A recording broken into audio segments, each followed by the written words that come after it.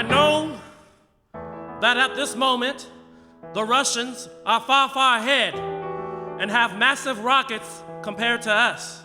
And they have won the orbital race. But have they considered the moon? I believe this nation should commit itself to achieving the goal before the decade is out and landing a man on the moon and returning him safely to the Earth. No single space project in this period will be more impressive or more important to mankind's ambition for long-range exploration of space, and none will be so difficult or expensive to accomplish. We choose to go to the moon. We choose to go to the moon. We choose to go to the moon in this decade. Not because it is easy, but because it is hard. Just one caress.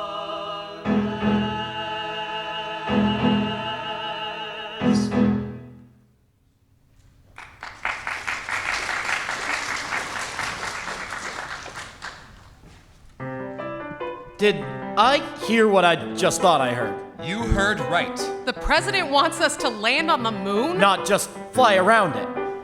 But all we've achieved so far is shepherd here in one 15-minute suborbital flight. Don't forget, Kennedy's a Navy man like Shepard. Well, Kennedy's nuts. Could the eminent Captain Gus Grissom really be calling our president nuts?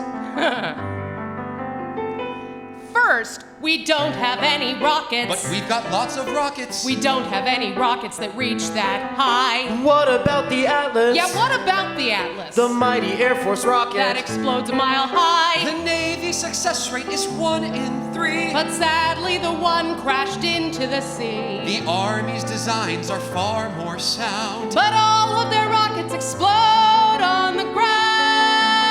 What about Al's Redstone? It got me into suborbit. If he thinks 15 minutes of orbital space has magically equipped us to win this race, then he's nuts. Are you sure? Certifiably nuts. I think he's sure. Yes, our president is totally nuts. Well, I hear the Army's let von Braun's team loose on developing a monster rocket called Saturn V with 1 million pounds of thrust. You can launch a Mack truck into space with that much power. Large enough to place a spy satellite into orbit. Okay, so assuming von Braun can develop the rocket, next, we don't know how to get there. He's right, how do we get there? And much, much more important, how we get back. The moon's a moving target. The Earth's a moving target. 1 million miles apart, and there ain't no tracks. It's harder than splitting a hair with an axe. But think of the challenge. Think of the tax. Like the old sailors, we'll just use the stars. Well, if it's that easy, I'll get more cigars.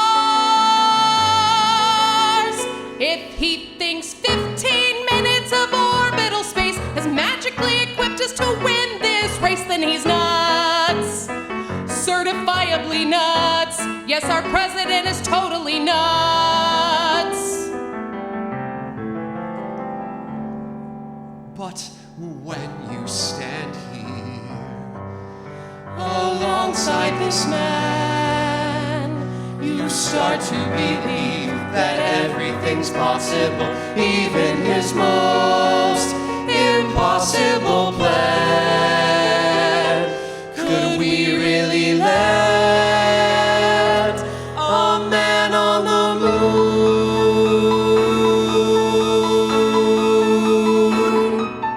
no!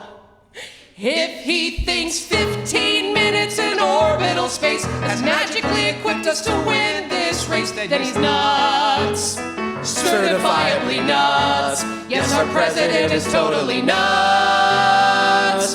Yes, he's nuts. Yes, our president is totally nuts.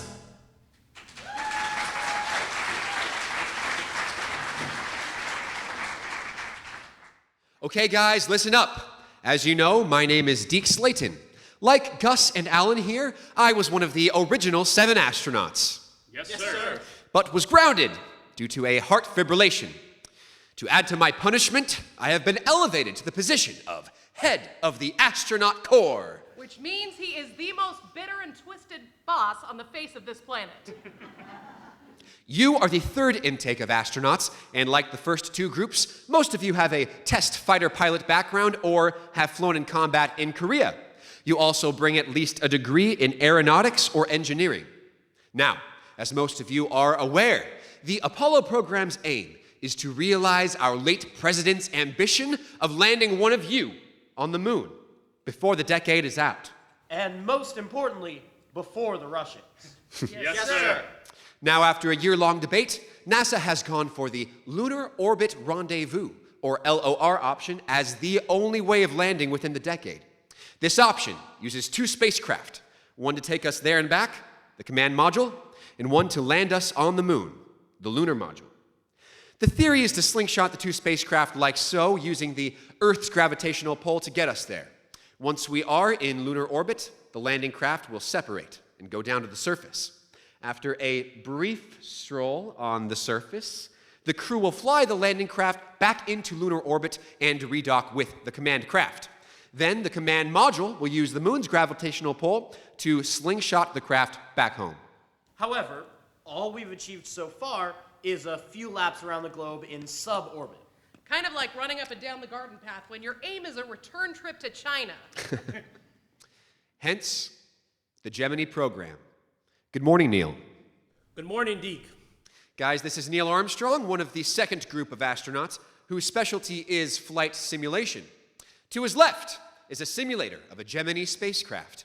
This two-man craft will test everything we can, step by step, over the next 10 missions in preparation for the Apollo program. Any questions so far? Buzz. Will the Gemini missions attempt rendezvous and docking? Yes, some of the Gemini missions will chase down a satellite and attempt to dock with it. Mike? Will any of the Gemini missions attempt spacewalks? I mean, extravehicular activity, EVA. Yes, thanks to the Russians getting the jump on us once again. Congress is leaning on NASA to include EVAs as soon as possible. Any more? All right, well, before we have a look at the Gemini simulator with Neil, I'll hand you over to Al here to discuss your individual specialties. Thanks, Deke. Okay, guys, now, the space program is expanding so fast that no one astronaut can keep up with all the changes. So, like the two previous groups, we have carved up the technological pie and given each of you lucky guys a slice. I've taken on board your requests and tried to match your abilities with your specialty. Buzz. What is the selection criteria for the crew? Oh, I select the crew. So, as of today, I can confirm that having had two very successful unmanned Gemini flights, Gemini 3 will attempt the first American two-man orbital flight, commanded by Gus Grissom, pilot John Young. Gentlemen, let's catch those Russians! Yes, sir! How do I sway the decision? How do I increase my odds? How do I land the next mission? And see the world as beheld by the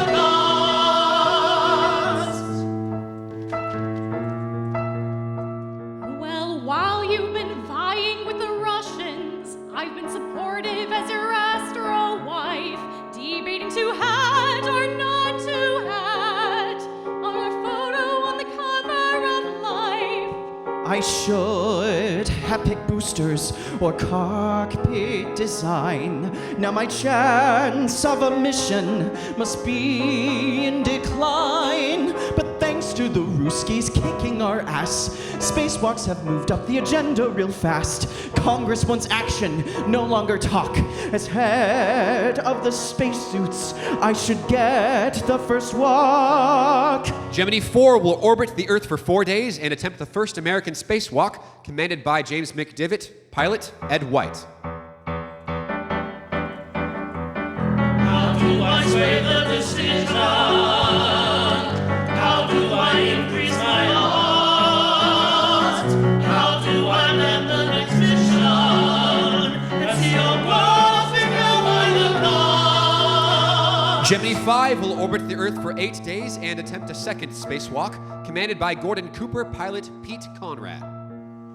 Us wives were invited to tea today to be instructed by Gilruth no less. He said we can help win the space race by being pleased, proud, and thrilled in the press. Gilruth is my nemesis. We don't see eye to eye. While he's in charge of missions, I doubt I'll get to fly. But coming up next is my specialty. Space rendezvous, they're sure to pick me, but thought it was wise not to leave things to chance, so reminded Slayton of my skills in advance. Gemini 6 will orbit the Earth for 2 days and attempt the world's first space rendezvous. Commanded by Wally Schirra, pilot Tom Stafford. How do I sway the decision? How do I increase my odds? How do I land the next mission and see the world become by the dawn? Gemini 7 will orbit the Earth for 14 days and rendezvous with Gemini 6A, commanded by Frank Borman, pilot Jim Lovell. If I'm to survive as an astro wife, I'll need to carve out a life of my own. Fill each day with a set of fresh challenges, so don't expect to find me at home. I agree, it's fresh challenges that are interesting, like how to simulate conditions on the moon. It is one thing to replicate a flight in space, quite another to land in a vacuum. Aerodynamics are no longer applicable, for without air, how do you steer? If we're to practice landing on another world, then those conditions must be created here. Gemini 8 will orbit the Earth for 3 days and attempt the first space docking, commanded by Neil Armstrong. Pilot Dave Scott. Armstrong's the last of the old heads. Now Deke must pick from group 3. So at last I'll get a mission. And shooting now he has to choose me.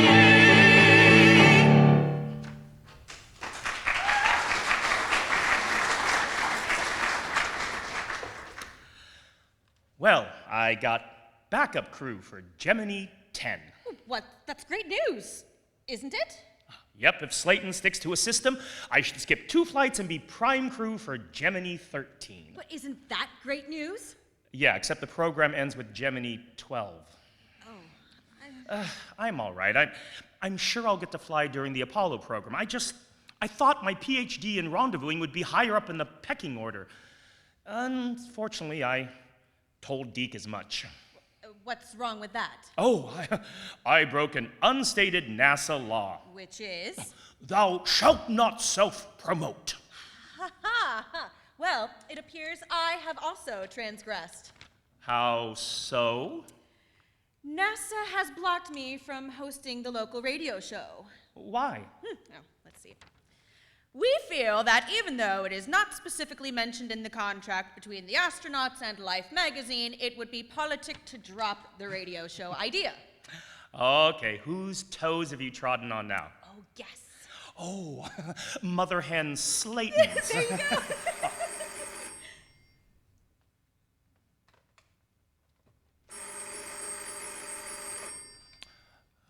Yep. Mm-hmm. What? Both of them. How so? No, we'll go see Jeannie right away. Thanks.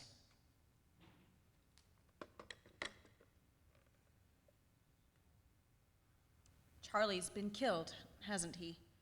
And Jean. In a plane crash. Oh. You know what this means? You will get to fly after all.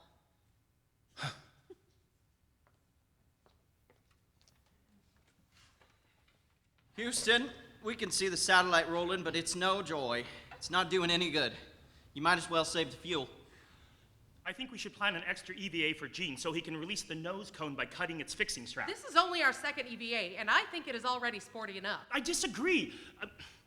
Gene and I have planned a program that is more than achievable in the time. Only if everything goes according to plan, and it certainly hasn't so far. Yeah, but if Gene can release the nose cone, then this action would once and for all prove the value of man walking in space. There is still a lot of energy stored in that cone. When and if it comes loose, I don't want an astronaut or spacecraft anywhere near it. If Tom flies alongside in the open jaws, then Gene, on an umbilical cord, could check to see if the strap is still under tension and verify the springs were still in their ball sockets. If they are, Gene can pull the safety pin and the strap should release. If not, Gene can cut through the strap with a pair of wire cutters and pull the cone off. And Gene's spacesuit could get punctured during the procedure. We will not be losing an American in space. But sooner or later, we will have to fix a spacecraft in space. I just think we should seize the opportunity. To date, Buzz, we've only had 20 minutes of EVA experience, which amounted to no more than one man dangling out of a spacecraft just so that we could say an American has also walked in space. This mission has been a shambles from the start. The first target satellite crashed into the Atlantic. The second target satellite spent most of its fuel having failed to shed its nose cone. And now, you want to add an unplanned EVA. I think it is a Buck Rogers stunt. I believe it is a safe and reasonable plan. Wrongly or rightly, we must back the astronauts. Therefore, we will do the extra EVA. Anyone have any further comments? Good. Well, this is my last damned mission. I've given you a directive. Do your job. Capcom, please inform the crew to begin preparing for an extra EVA. Germany 9, this is Houston. Please prepare for extra EVA to release the nose cone. Houston, we've been taking stock up here, and we're both pretty bushed. We're low on propellant, and by the time we have finished with the prep, we're going to be mighty tired. I think we should knock it off for the night and just consider the extra EVA for tomorrow. Flight concurs. Buzz, what did you say to Gilbreth? He wants you taken off Gemini 12. I merely suggested we get the maximum out of this mission and planned an extra EVA for Gene. Look, I'm sorry if I overstepped the mark. You don't get it, do you, Buzz? Gilbreth wants you off the astronaut program, period. No Gemini, no Apollo, no Moon. You know Flight is in command during a mission. If Flight says no, it means no. Just wait here while I try to sort it out.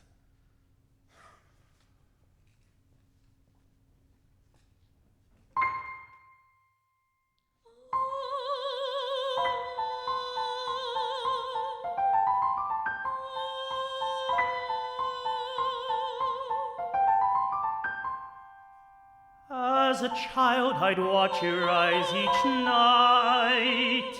You changed my world and filled me with delight. I did not understand until quite late that we would share an intertwining fate. I do remember feeling fear whenever you would disappear. I long to see you reappear and guide my course upon the sea of destiny. Then one day I heard a sound I never heard. It offered immortality. I never heard the word. Now as a man I'm nearing you each day, but self-promotion is not my forte. You see the mess when I express of you. They act as if I haven't got a clue. Because of you I strive too hard, I'm easy then to disregard, so hoisted on my own petard, I'm blown, of course, upon the sea of destiny. And then I hear your call, you beg me grasp my fate, it offers immortality, you beg me not to wait. I don't know why you've chosen me, of all mankind to be the first, but somehow I have always known I'd be the one to break the curse of your loneliness.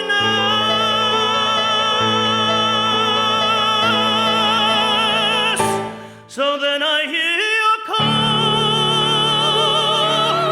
it haunts me night and day. I could not bear the loneliness if you should slip away.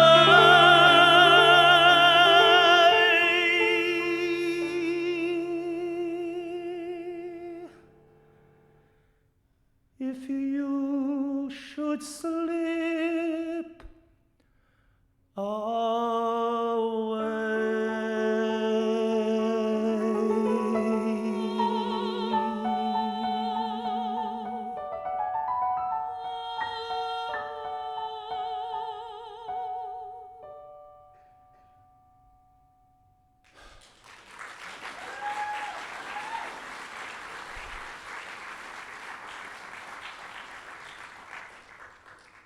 I've spoken to Gilrath.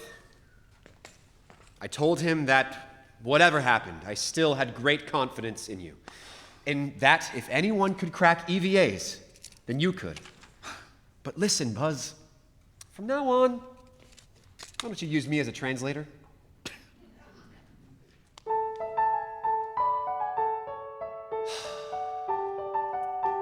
So, this is the other woman.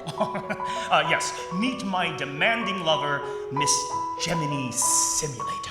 Oh, does she always make you get dressed up first? Yeah, always.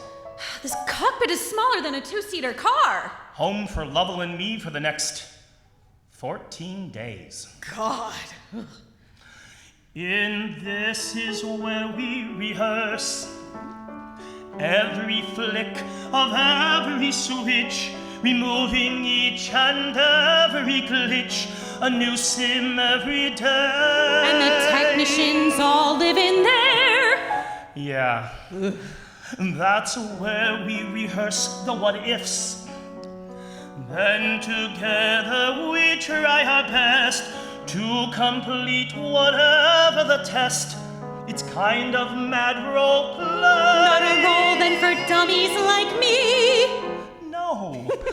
A monkey could perform this role. A monkey who can outact me? I mean, a monkey could perform this role. You mean a monkey with a PhD? You'll see a monkey could perform this role. And your spacewalks? Oh, you mean my extravehicular activity? Haven't they always gone wrong? Well, ish. But I've analyzed the problem and come up with a 2-point solution. Oh, well, Dorothy would be proud of those. I know they look a bit like clogs, but anchored to the spacecraft bay, my energy is spent on work, not keeping me from floating away. Oh, and what are those? They're handholds that are portable. They attach like this to either craft. They make all things seem possible, transforming spacewalks into child's play.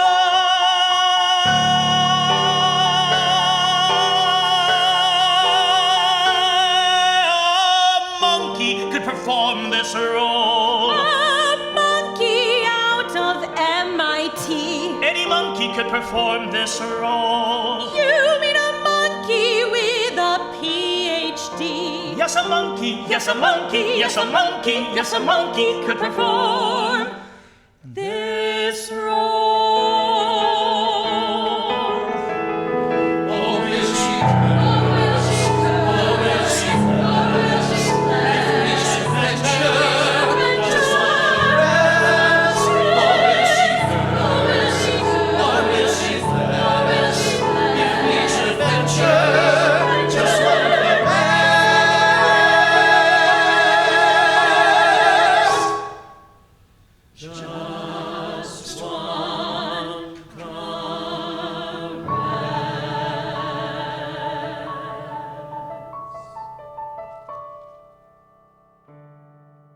Gemini 12, this is Houston.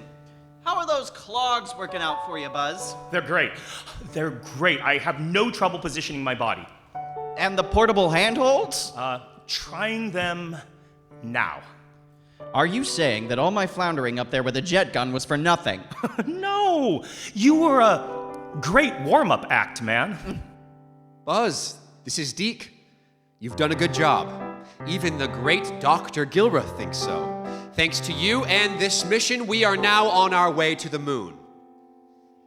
Here's to 12 successful missions. And perhaps the Russians. All our expectations have been surpassed. And to our friends the Russians, we send commiserations. It must be sore to find us kicking their ass. Not mastered orbital rendezvous. Or docking with satellites right on cue. Nor flown 500 miles up just for the Or view. lived for 2 weeks in an orbiting loop. So thanks to them we reached Apollo, and against impossible odds, soon we'll be ready to follow the second path left by the gods.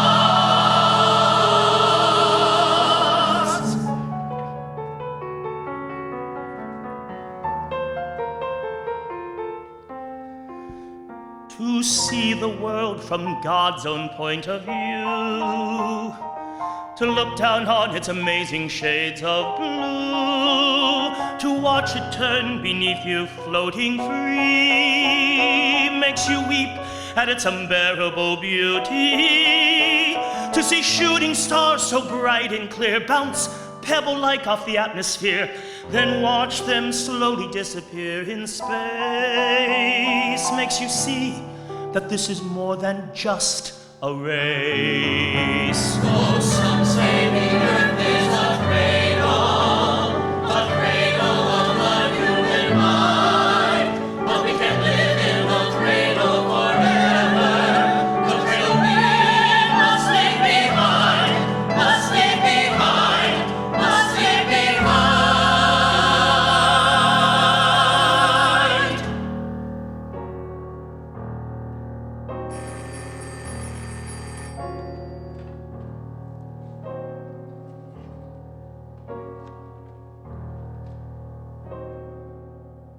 Yes?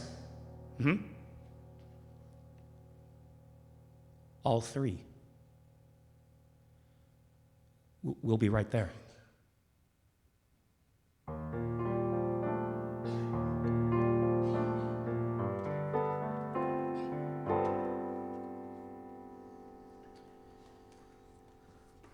We are gathered here today to pay our last respects to Captain Gus Grissom, Ed White, and Roger Chaffee, the crew of Apollo 1, who so tragically lost their lives in pursuit of President Kennedy's dream.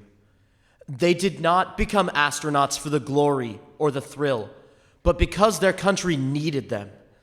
That this quest for the moon has taken their lives has made this world a lesser place.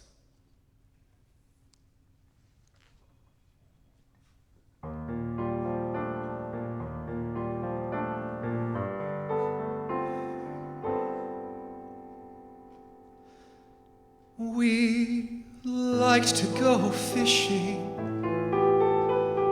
me and my friend Grissom. We climbed up where the salmon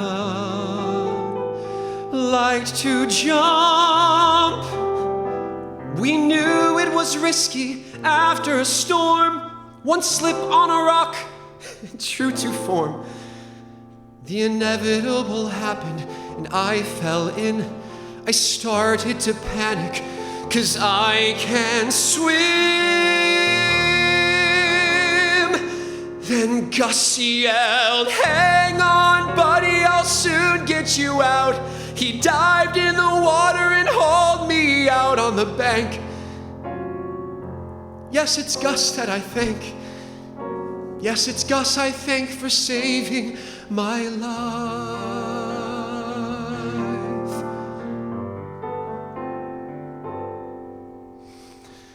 The problems were so many that we'd held 10 times already, but none of us was ready for what came next. We should have seen danger, the fault was ours. We pumped in pure oxygen for 5 hours. The inevitable happened, a loose wire arced, igniting the oxygen as it sparked. Then Gus yelled, "Fire in the cockpit, Deke, get us out!" We arrived at the launch pad as they hauled them out of the craft. A sickening aftermath I'll remember for the rest of my life.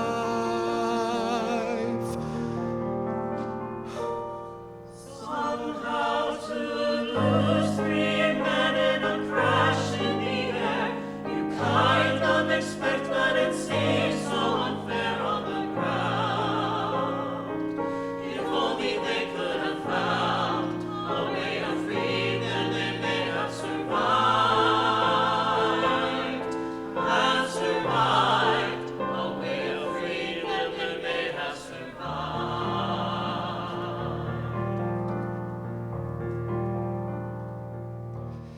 If they had not been killed, it was always my plan to give this crew the first chance of attempting to land on the moon. So to lose them so soon means they died, never knowing my plan.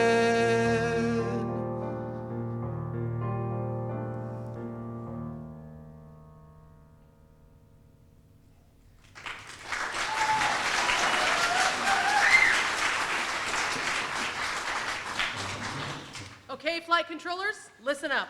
In 90 seconds, we will be sending 3 men behind the moon for the first time. Please check your data for go or no-go lunar orbit insertion. Apollo 8, this is Houston. LOI in 90 seconds. Over. Houston, Apollo 8, standing by. Flight controllers set for go or no-go for lunar orbit insertion. ECOM, Go flight. FIDO, Go flight. Guido, Go flight. Capcom, we are go for LOI. Apollo 8, you are go for LOI. Loss of signal expected in 20 seconds. Over. Roger, go LOI. Apollo 8, you are looking good. Good all the way. 10 seconds to go. We'll see you on the other side. Well, we'll know in 20 minutes. 2 years of work and I'm stuck here with these guys in the trench. 2 years of graft and they're up there while I'm here on the bench. This is not about Jim Lovell going in my place. It's Slayton who should take the blame for having me replaced. So, okay, I've had a major op, but surely he'd have known I'd mend within 100 days, so it's I who should have flown. I know the CM backwards, the flight plan just as well, so Slayton could have let me go. Well, he can go to hell, for I should now be one of 3, cut off from all humanity, that's floating silently above the far side of the moon.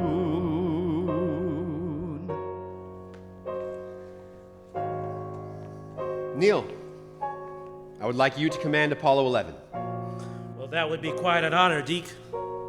It is a possibility that 11 could be the first lunar landing. That is, if 9 and 10 go as well as 8 has so far. Well, that's still quite a possibility, though, isn't it? It is. However, how do you feel about having Mike and Buzz as your crew? Absolutely fine with me. Both men are great in their own ways. Mike is CSM specialist, and now that he's fully recovered from his op, I'd like to bring him back into your team. No, my problem is Buzz. He isn't exactly the easiest of guys to work with. Yes, I know what you mean, but Buzz and I have been working great together these past few months on 8. Well, I can make Lovell available to you, if that's what you want. Jim is a very reliable guy, but he deserves his own command, and Mike makes a great number 2. It's whether Buzz is able to move down to number 3 to learn to pilot the LEM. But if you believe Apollo 11 will go right, then I think Buzz deserves his own crack at a walk on the moon. Okay. Collins and Aldrin it is. Thank you, sir.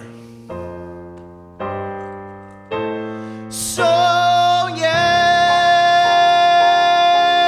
it really should be me, cut off from all humanity, that's floating silently above the far side of the moon.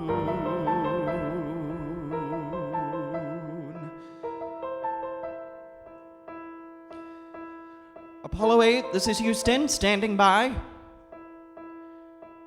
Apollo 8, this is Houston, standing by. Houston, this is Apollo 8. We are in lunar orbit. So, what does it look like? Essentially gray, no color, like plaster of Paris or like gray beach sand. It looks like a sand pile my kids have been playing in. The vast loneliness is awe-inspiring, and it makes you realize just what we have here on Earth. To see the Earth rising above the lunar horizon is the most beautiful, heart-catching sight of our lives. We're just turning the camera around to point at the Earth for you all to see yourselves. What you're seeing is the Western Hemisphere. You don't see anybody waving, do you? And from the crew of Apollo 8, we close with good night, good luck, and a Merry Christmas. And God bless you, all of you on the good old Earth. Flight controllers, please check your data for go or no-go lunar landing. 750 down at 35. Switching to manual override. How's fuel? Fuel, 5 minutes. 540 feet down at 30. Fido, are you happy? Go flight. Guido, are you happy? Go flight. LEM, you are still go. 350 down, 3.5 at 47 forward. Slow it up. Abort. Repeat, abort! 200 feet. You've been given the abort. 100 feet. Oh! Did you not hear my abort, Neil? Yes, I'm sorry, Charlie. I just wanted to try something. Want to set it up to go from the top again, Neil? Got another go in you, Buzz? No, I think that's it for the day, Charlie. Thank you guys for all your hard work. I'm gonna go have a drink and see how 10 is going. Good idea. I'll join you after I have a look at the readouts. So, what did you guys do in the simulator today? We crashed into the moon, which Neil just ignored. Crashed into the moon. A black mark was scored. We've 2 months to go. Whatever they roll, we just have to show that we're in control. Look, the whole of NASA heard us screw up. Oh, the guys in the office don't count. Come on. The point of the game I thought was to win, and that is the point I thought of the sim. The point of the game is to play things for real. As soon as he realized things had gone wrong, he should have aborted. Instead, he flew on, crashing into the moon. The thing about Neil is he thinks of the sim. Slammed into the moon. It's more how you deal We failed the whole with problems sim within. with 2 months to go. I tried to deduce Whatever they roll, with the help of those guys we just have to show a way to reduce that we're in the chance of control. surprise. I saw today as a chance to challenge those guys in the trench. I knew we could abort in advance at any time in the descent, but we'd lose the whole mission, so I took the decision to check out their precision. I believe that's the aim of the game. The point of the game I thought was to win. I played to test the whole team. And that is the point I thought of the sin. I played to test the machine. The point of the game is to play things for real. I played to learn from mistakes. As soon as you realized things had gone wrong, you should have aborted. I played to learn Instead, what you it flew on, crashing We're not into on the My only one goal. We're still on the You know that my ground. sin So I'm on is to bring us back home. But if we would let I go, tried to we're not on the I tried to do with the help of those guys. We just have to A way to redo But I wouldn't the chance of surprise.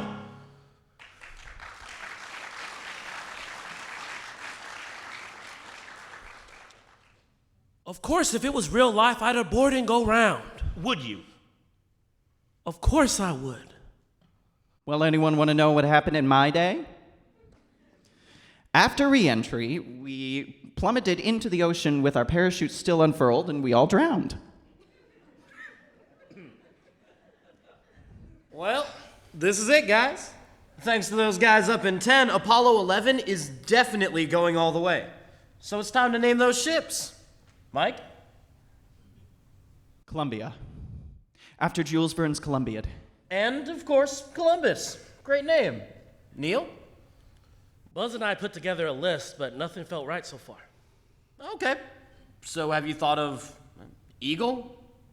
Eagle. What do you think, Buzz? Well, at least Eagles land.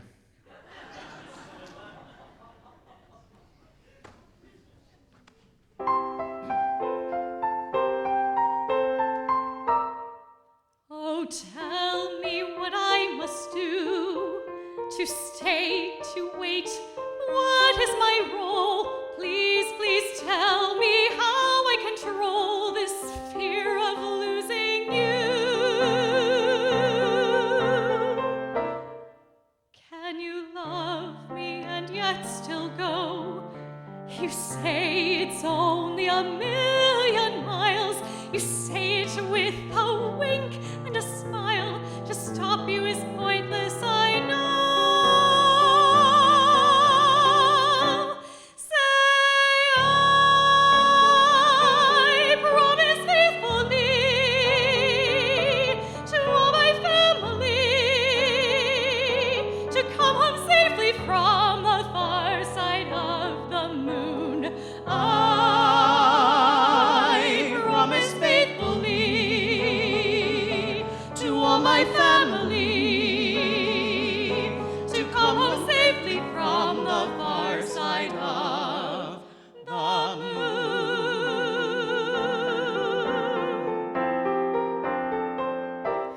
Neil says he thinks they will go. I pray tomorrow will be the day. I doubt my nerves can take a delay. His fears he'll never show. My fear is what has he planned? If they reach the moon and are told to abort, he's likely to press on without their support. I know he's determined to land. Say I promise you that if things go wrong, I'll think of our boys before flying on.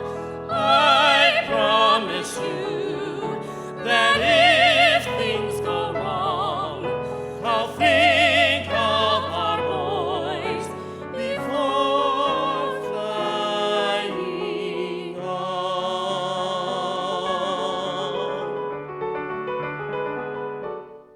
Today he shocked me with the news that he had made a brand new will We had a frank exchange of views.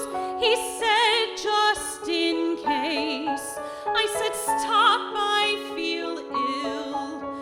Before he left, he made me cry. He said, despite his strong belief, there is a chance that he may die, but he'd loved married life, however brief.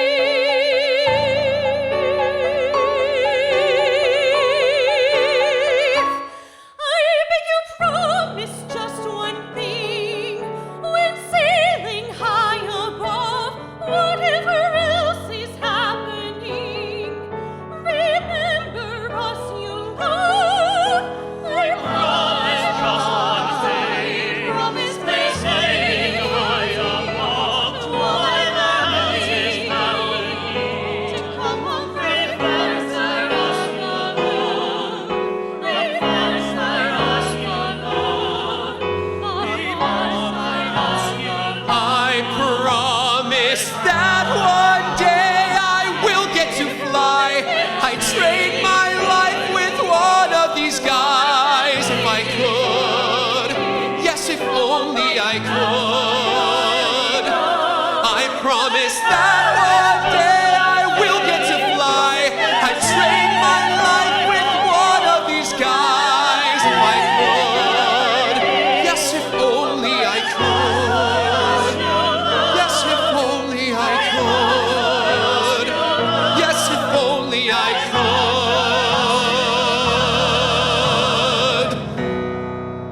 I promise.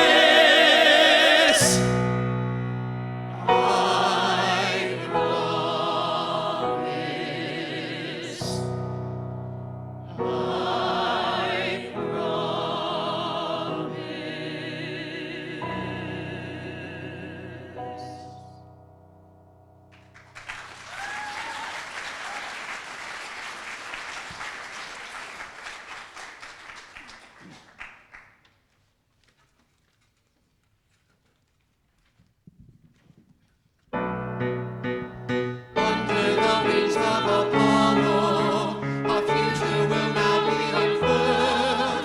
The path of the gods will now follow, and with their grace We are T minus 60 minutes and counting. All systems are looking good. Our prime concern is for your safety, and this must govern all your actions. If you get into trouble up there, do not hesitate to abort. Come on home. Don't get killed. If you have to abort for whatever reason, you will be immediately recycled and assigned into the next mission. Okay? Thanks, Deke. Sure wish I was going with you guys. Good luck. Thanks, Deke. We are T minus 45 minutes and counting. All systems are looking good. Remember, guys, your TV camera is the eye of Apollo. Your TV shows are a vitally important link between you and the American people. So put on a great show, guys. You know there will be about 1 billion people watching you, so don't screw up, okay? Yes, sir. Well, it won't kill us, but it sure is a pain in the ass. I don't even know how to turn the thing on. T minus 15 minutes and counting. All systems are looking good. This is it, we're finally going. I can't believe they're going. Finally, we're flying to the moon. They said we'd never get there. Where's it go? They get there. Who said the decade end was far too soon? It's nice in a while to prove naysayers wrong. Does nobody realize they're perched on a bomb? The cost has been high, we've lost 5 on the way. There's nothing left but to sit here and pray.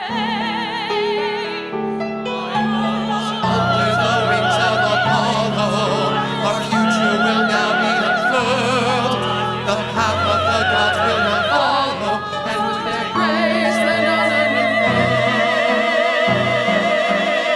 all T minus 60 seconds and counting.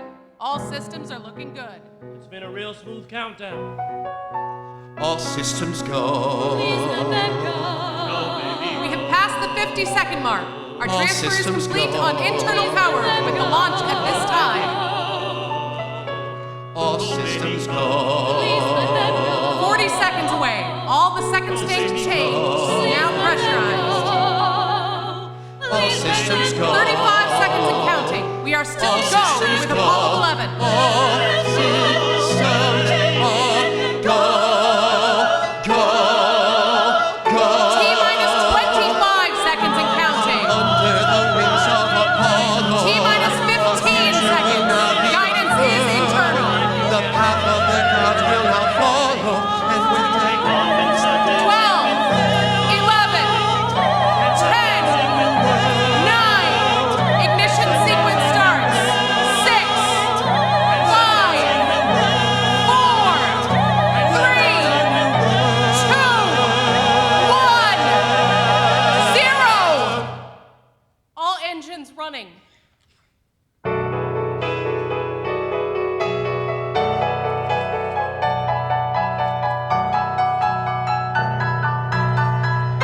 Liftoff! We have liftoff. 32 minutes past the hour. Liftoff on Apollo 11.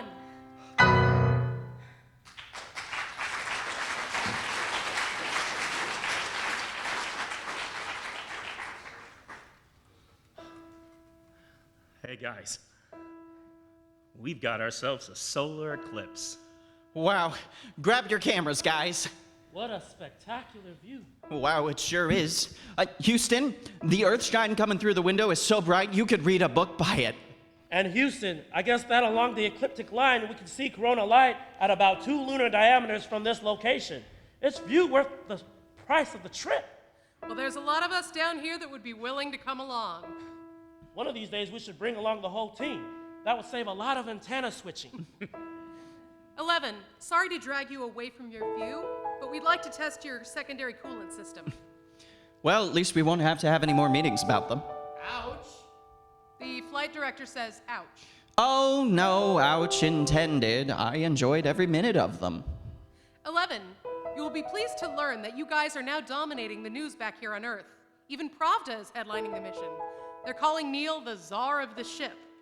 You might also be interested to learn that Houston's leading astrologer, Ruby Graham, says that all signs are right for lunar landing. She says that Neil is clever, Mike has good judgment, and Buzz can work out intricate problems. Buzz is also said to be very sociable and cannot bear to be alone. Who said that? Houston's leading astrologer. And with her blessing, I can confirm you are go for LOI in 14 minutes. Roger, go LOI in 14 minutes. And we are showing about 45 seconds to loss of signal. Roger, and confirm PCM low going over the hill. Over. Yep, that's affirmative. I'll give you a mark at 13 and 13 seconds to ignition. Okay. Mark TIG at minus 13. Well, thank you, Capcom. You were right on. You are 20 seconds to LOS. Looking good going around the corner. We'll see you on the other side. Over. Roger, everything looks okay from up here. Roger, out. -1, +1. Jesus, I take back anything bad I ever said about MIT. That was a beautiful burn. Well, I don't know if we're 60 miles or not, but at least we haven't hit the mother. 169.6 by 60.9 nautical miles, man. Beautiful, beautiful, beautiful, beautiful. Write it down just for the hell of it. Target 170 by 60, like gangbusters. We missed it by only a couple tenths of a mile. Hello, Moon. Look at it. 4.6 billion years of bombardment. Wow. There's a huge, magnificent crater over here. Let me have the camera back. Wow. That is a big beauty. You want to take a look at this guy, Neil? Yes, I see him. You want to get the other lens on? Well, don't you want to get the Earth coming up? Yeah.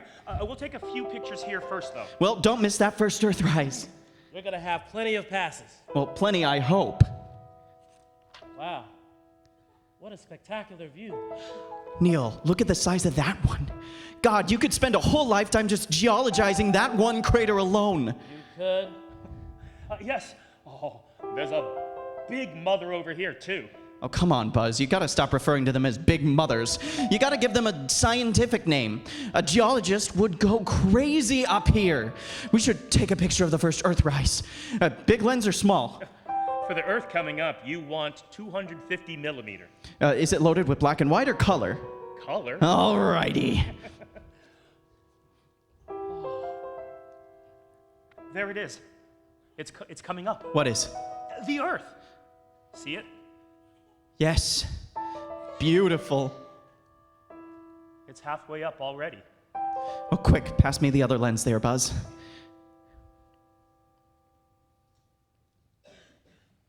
Mrs. Collins. Mrs. Collins! A word. Mrs. Collins, how do you feel this morning, Mrs. Collins? How does Mr. Collins feel about the possibility that his crewmates crash? Are you worried about the potential that your husband may have to come home alone? Do you mind if we do this after Mass?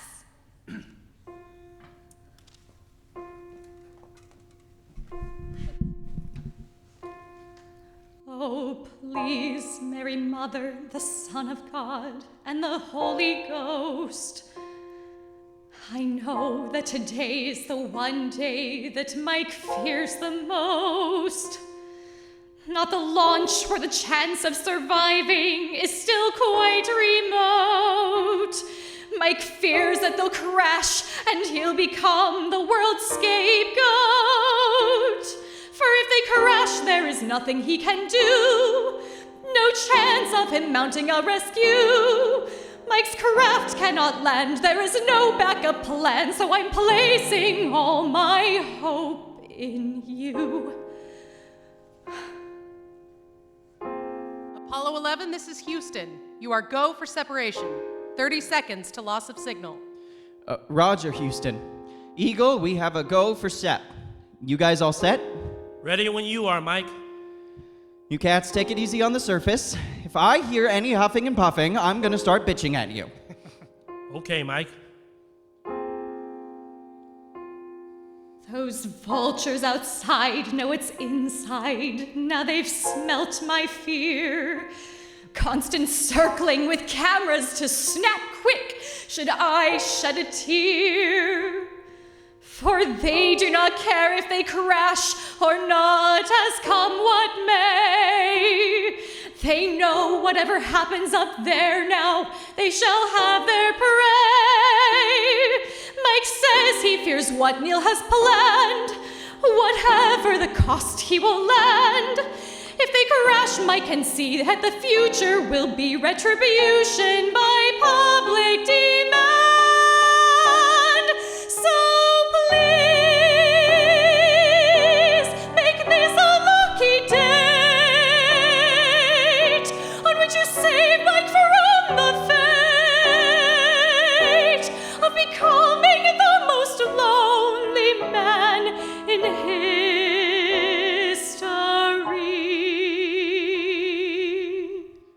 I've seen 3 legs, now 4. Roger. Eagle's undocked. The eagle has wings. Funniest looking eagle I've ever seen. I think you've got a fine looking flying machine there, Eagle, despite the fact you're upside down. Well, somebody's upside down. Okay. Eagle, I'm firing thrusters now. You guys take care. See you later. No one, not since the time of Adam, has felt so alone. Totally cut off from all of God's children and so far from home. But unlike humanity's fall from grace, Mike's done nothing wrong. He does not deserve to be punished for his whole life long. As an altar boy he humbly served. As a pilot his country he served. But to be wrongly maligned by the rest of mankind is just something he does not deserve. So please make this a lucky date on which you save Mike from the fate of becoming the most lonely man in history. Mr. President, sir, I have both speeches ready now, sir. A successful landing or an unsuccessful landing.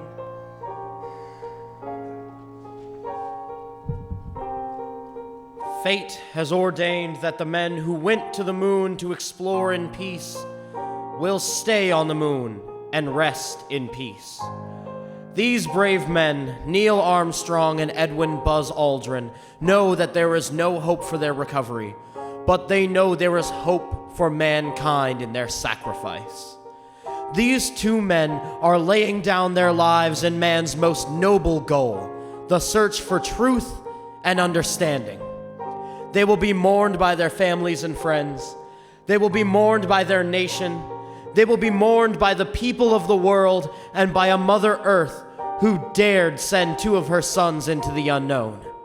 For every human being that looks upon the moon in the nights to come will know that there is some corner of another world that is forever mankind. So please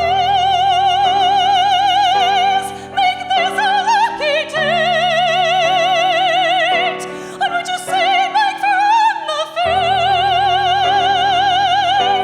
of becoming the most lonely man in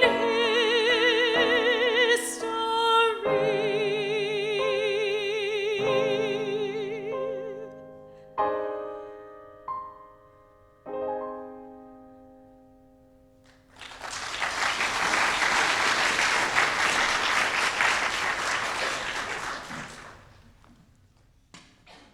Acquisition of signal in 60 seconds.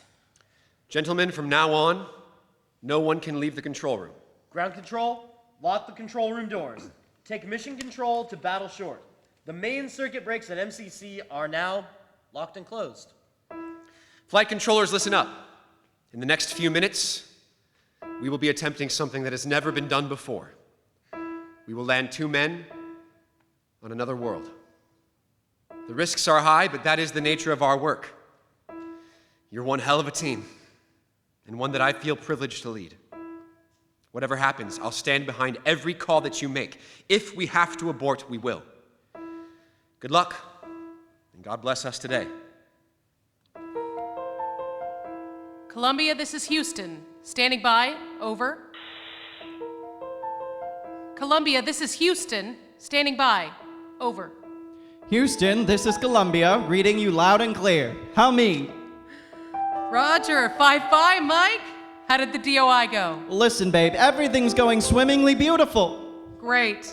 We're standing by for Eagle. Okay, they should be along any moment now. That's a beautiful sight. Sure is. Houston, Eagle, how do you read? 5 by Eagle. How does he look? The Eagle has wings. We'll start powering up the radar and check the alignments. Over. Roger, Eagle. Standing by. Flight controllers, please check all your data in preparation for go, no-go decision for powered descent injection. Houston, Eagle. Our radar checks indicate we are 50,000 feet paraloon. Our visual checks... We've lost them again. Oh, please, God, give us comms! Oh, Jim Lovell's got a suggestion. How about letting them yaw right by 10 degrees? That should improve their communications with us. It's worth a try. Neil can correct their position when he flips the LEM over in descent. Let's give it a try. Columbia, this is Houston. We've lost them again. We recommend they yaw right 10 degrees and then try for high gain again. Roger, Houston. Eagle, they recommend you yaw right 10 degrees and try high gain again. Over. Roger, we read you. Switching to high gain. Yawing right 10 degrees. Yes. Good work, Jim. Flight controllers, are you go or no for power descent injection? LEM control. Go flight. Fido. Go flight. Guido. Go flight. Capcom, you're go for PDI. Eagle, Houston, we read you now. You are go for PDI. Over. Roger. Engine start. Oh, we're really gonna do this, gentlemen. No bullshit. We will be landing them today. God, I wish I was up there as one of those guys right now. Amen.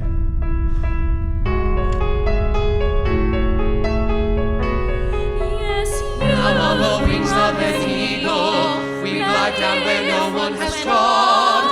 And soon, like the time of the ancients, we will embrace face to face with the God. Program alarm. It's a 12:02. Give us a reading on the 1202 alarm. Go flight. Go, damn it. We've got a go on that alarm, Eagle. Roger. 5,000 feet above the surface, dropping at a rate of 50 feet per second. How fast are they going? 3,500 miles per hour at 5,000 feet. And without an atmosphere, they can't judge distance. So we need those computers to work. All flight controllers, this is it. Go or no go lunar landing. Lem control. Go flight. Fido. Go flight. Guido. Guido. Guido, we don't have time for hesitation with a ship and two men blazing away onto another world a quarter of a million miles away. Now, are you happy? I've got various alarms coming in, but they're all executive overflows. Their computer is still functioning and guiding the craft. Go! Capcom, you're go for lunar landing. Eagle, you're go for landing. Roger, understand. Go for landing. 3,000 at 50. Houston, Eagle, our position checks to show us to be a little long. Over. We copy Eagle, a little long. Now on the wings of an eagle, we fly down where no one has trod. And soon, like the time of the ancients, we will embrace face to face with a god. Program alarm, a 1201. 1201, okay. It's another executive overflow. Go! Roger, 1201 alarm, you're go. Same type, you're go. Roger. 2,000 feet at 50. 1,000 feet down at 50. Okay. Pretty rocky area. That does not sound good. Damn, we overshot the landing site. We're in a field of boulders. 750 down at 35. Switching to manual override. Now on the wings of an eagle, we glide down where no one has trod. And soon, like the time of the ancients, we will embrace face to face with a god. It's no good here. I'm gonna have to go along over the next crater. How's fuel? Fuel, 120 seconds. 540 feet down at 30. Fido, are you happy? Go flight. Guido, are you happy? Go flight. Eagle, you are still go.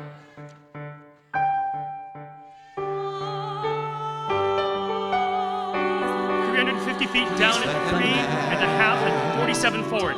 Slow it up. Okay, here's looks like a good area here. I got the shadow up there. I'm gonna go right over that crater. I've got a good spot. Fuel, 60 seconds. Please let them land. 160 feet, Please let them 6.5 down. 5.5 down, 9 forward, Please let looking them good. land. 100 feet, fuel warning light. Please let them land.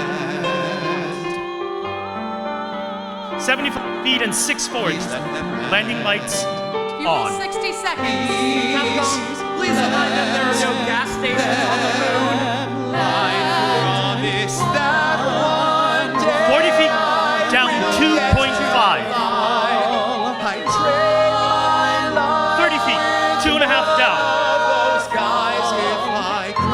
Kicking up some dust, faint shadow, 4 forward. Drifting to the right a little. 20 feet down at half. Drifting forward just a little bit.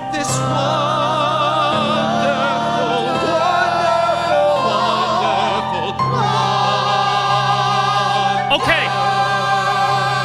Contact light.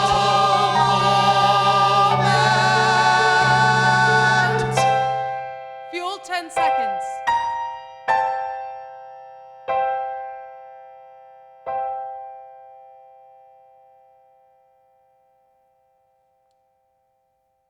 Houston, this is Tranquility Base here. The Eagle has landed.